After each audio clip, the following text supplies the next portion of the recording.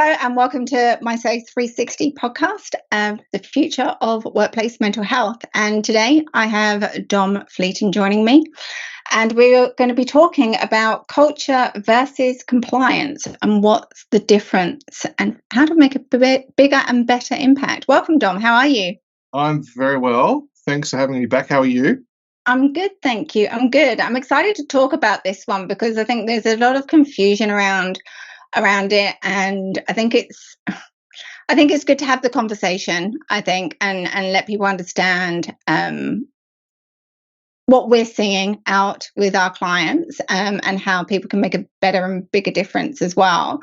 So psychosocial hazards, psychosocial risks, we've seen a lot of things changing in legislation, a lot of focus where the government are actually enforcing employers to be more proactive around going out looking for psychosocial hazards and risks.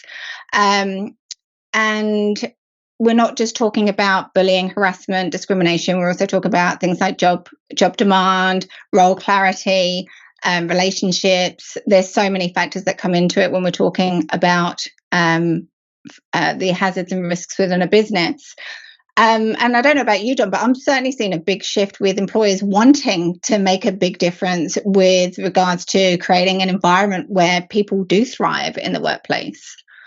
Definitely. Like, I can't think of a single client or organisation that I work for or have worked for in the past that doesn't want its people to be, in the best headspace possible. And where you see the differentiators is the approaches that they take, how proactive or not they are, and the sorts of things that are put in place and the significance that some organisations place on some initiatives and some measures, and versus others, and sort of what they view as important and what they think are the right tools to get to a place where their people are as safe as possible. Yeah, absolutely. And like I see, we have, people offering gym memberships and, fruit bowls and stocked fridges in the canteen or lunch rooms. And yes, that's great. That's wonderful. But when we're talking about culture, and if it's a positive or negative culture, if you've got people that are struggling, that are dealing with stress. Now, for me, when people say what are psychosocial risks, to summarize it up, it's basically anything that an organization does that creates stress on an individual. So if you look at it like that, it's you can see how broad it can be, right? So if someone's struggling because they've got high work demand, the fruit bowl and the stocked fridge and the gym membership doesn't really mean anything. The fruit's great. The free coffee's great. I'm all for it. Yeah. But you go and get your piece of fruit, you go and get a coffee, you go and do, get whatever's on offer, but your work's still waiting for you when you get back to your desk, or it's still on your phone, or the person that you've got an issue with is still there. It doesn't tend to fix those things. So I agree. I'm not at all negative about those initiatives because I think they bring their own benefits. Absolutely.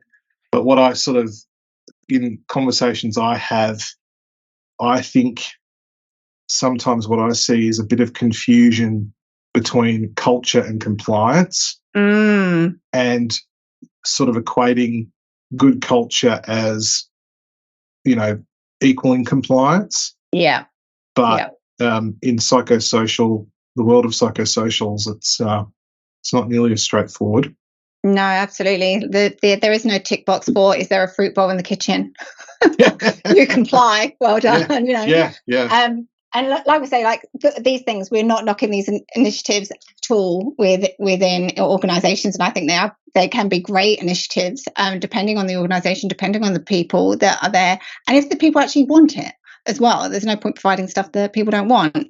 Yeah. So we were talking about sort of legislation and compliance and stuff and psychosocials, hazards and risks.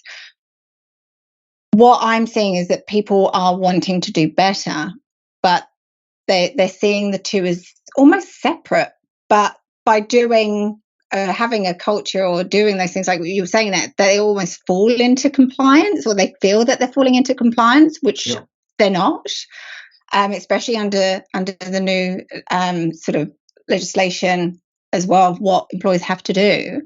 So there are two types of legislation and going for legislation when we're looking at culture and positive culture and stuff like that. And I think if you're just looking at ticking a box under legislation and psychosocial risks, you're not necessarily going to create a positive work culture because you're ticking a box. So there's no actual, like I will refuse to work with companies that just want to tick a box, because for me, they're not actually wanting to make a difference. But then when we're looking at, okay, so actually, if you do a psychosocial risk assessment and actually find out what's actually going on and actually wanting to make a difference and actually seeing what your people are actually struggling with and what they actually want, and then fixing that, that's going to create a positive work culture a lot quicker than just having initiatives by themselves. Yeah, absolutely. I think a good way to test it out, and I've tried this with a couple of clients, and I've just put it to them like as a suggestion. When I say try it, I mean sort of put it to them and just sort of test what the response might be. And the basic idea is this: is if you take all of the initiatives and benefits and the things that we're talking about, and you make a list of them, how many of them would actually end up in your risk assessment as a control? Yeah. And the answer is very few. And I still have conversations where within the first few minutes, I find myself talking about the EAP program and those sorts of things. Again, must have that. Yeah. Critically important. But it's not, by the time you get to that point, there's already something that's broken. Absolutely. And so where does EAP end up as a control? It's not, because it's not really preventing anything. At best, it's an exercise in mitigating damage and impact of a hazard that's already, a hazard to which someone's already been exposed. So I think it's useful to think about it that way and go, because it's like, we feel really good about this. Like, it's, in some ways, it's this is your employee value proposition, which is very, wide ranging. It's got lots of limbs to it, but a lot of what is being talked about is that it fits squarely within that. But if you had it in a risk assessment and then you showed a regulator, they would look at it and raise an eyebrow and go, that's not a control at all. And so why is it in your risk assessment? So if they were to look at that, if it was on paper, the reaction will be just the same if you sort of try and verbalize it with them. And they say, well, what are you doing, in terms of trying to, keep people, minimize the amount of stress in the workplace in terms of workload. If the discussion first and foremost goes to those things, the impression that you make will not be a good one. So it's just, where do these things fit in the sort of jigsaw puzzle? And I feel like they're over off to the side. If we're talking about a psychosocial jigsaw puzzle, they're off to the side. They're in the frame, but they're right at the margins. Yeah. And if you have a look at people that will take advantage of like the gym memberships, for instance, the people that are normally not that stressed, or people that would generally just go to the gym on a weekly basis anyway because it's a part of their routine, someone that starts dealing with high workload or is being micromanaged, they're not going to think, oh, I've got that gym membership, that'll make me feel better. It's not part, like you say, it's not a control measure for them. It's sort of like a nice to have, and it's like you say, that value proposition for the employees to have as well. And I think with, when you're looking at legislation, looking at understanding what the risks are and understanding what your people are up against, because again, I've spoken to people where they feel that they could walk around like a physical risk assessment, tick a box. It's like, really? When did you talk to them? How do you know that? Like, I sort of give an example of, you have a manager and you can have two people underneath that manager. One person's a dynamic type of personality. The other one's a worker bee, just wants to do their 9 to 5 and happy to be told what to do. Manager treats them exactly the same way. But the dynamic is feeling stressed because they're feeling micromanaged. They're feeling that someone's breathing down and they don't have room to grow. And the other one's loving it. How do you find out that person? Because one of them's fine and loving their workplace. The other one wants to get out of here. And then you start getting your high turnover and stuff. So it's like, okay, so how do you identify that? What does that need to look like within the organization? And you just talk about one person, many people. All of a sudden it makes a massive impact within the business when you've got a lot of people that aren't very happy and aren't feeling content or productive within the workforce.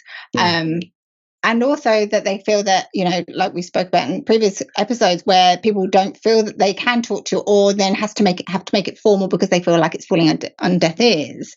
Why does it have to be that way? If, you're doing like the risk assessments that we do with our clients, we do them every 3 months, and we start building up pictures, we start building up trends, we start saying, okay, so we're coming into Christmas. We had the massive shift when the economy shift, with regards to how people perceived what their values and how they saw their environments, how you understand if there's an event, because it's not even just people being subject to being bullied, it's also if you've been exposed to a situation as well. So how do you know how those people are behaving?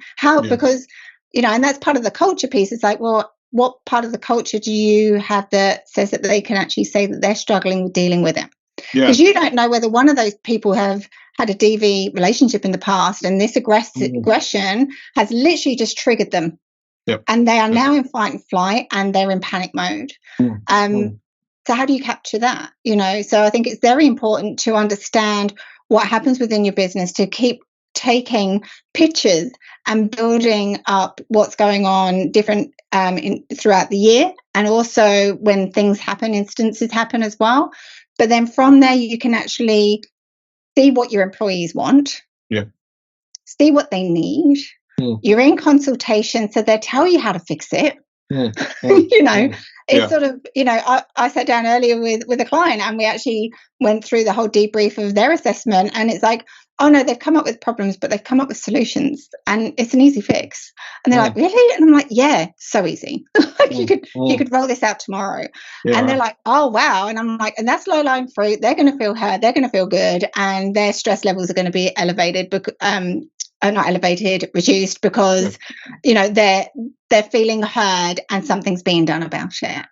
It's just those little things that can mean so much to employees, that if employers aren't getting the data, aren't getting the information, aren't going through that consultation, they're missing.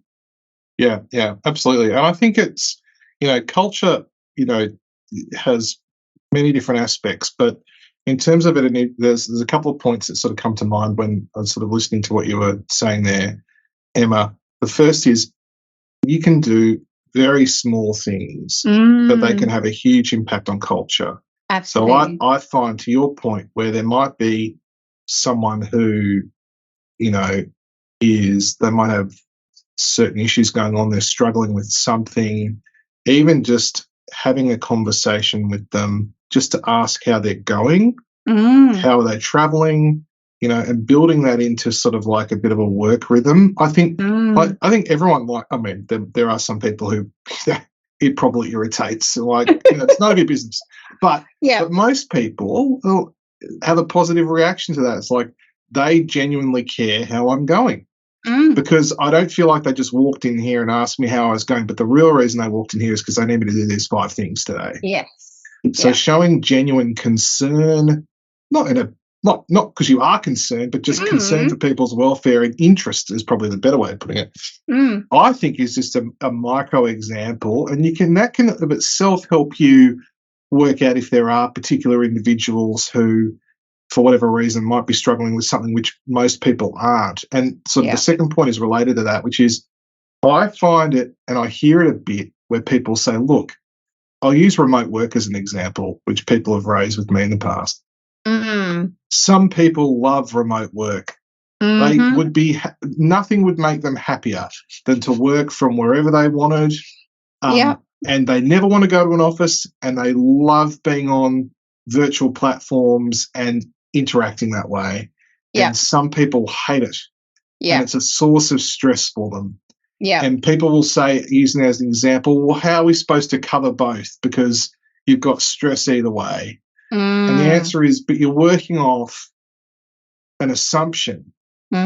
Whereas you don't know how many people actually like remote working.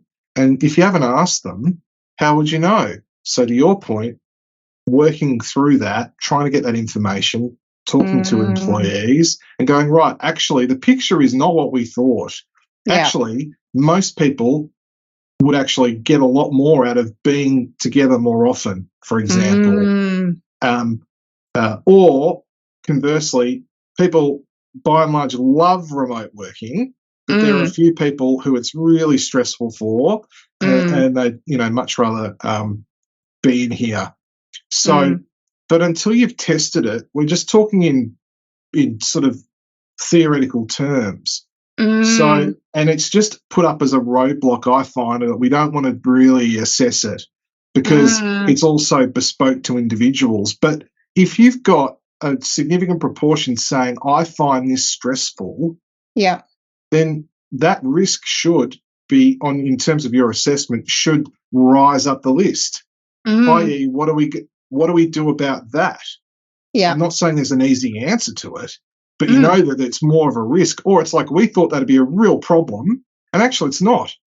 So it's further down. We might do a couple of things to sort of smooth it out a bit more, but actually we need to put our time and energy in these other 5 things, which are right at the top of the list. So, yes, it is harder because people react differently. Different stresses have different impacts on people, but that won't change. That is just built into this. It's built into human nature and the way we're built effectively. So trying to sort of say that and put that up as a roadblock is going to get you nowhere and nowhere fast. And, I could not let someone go into a room with a regulator in good conscience if that was their attitude, without saying to them, you are going to put your organisation in a great deal of legal risk if that's the mentality. So, in other words, get to work, and start that risk assessment. No one's saying it's easy, but it's also not as hard as you think. So, no, absolutely. So, I think the key takeaway here is start getting data. If you want to build a good, positive culture, in the quickest amount of time as well. That's the beauty of it, is that you can literally see a shift immediately. Start getting data, start using your risk assessments, start using them in a meaningful way as a tool for you to find out what needs to be focused on, what needs to happen, and what they feel that you can do about it to fix it, because they will have an idea of how they want it ran. So, rather than sitting there worrying about it and trying to fix it all yourself, use the people that are struggling to tell you how to do it. And by doing that, they will feel heard, they will feel that they are included, and also feel that they're important to the employers as well. So start doing risk assessments, use them as your foundation of building a positive culture, and you will not only then comply with regulations, but also build a positive work culture. And then any initiative that you put on top of that will just be cherries and bows and all the glittery stuff. And people will actually use it a lot more, right? So, so if you've got any questions around the risk assessments, around collecting data, consultations, around compliance, around psychosocials, feel free to send us a message. Dom and I are more than happy to answer any questions you have. Thank you for listening. Until the next episode, take care. Love you.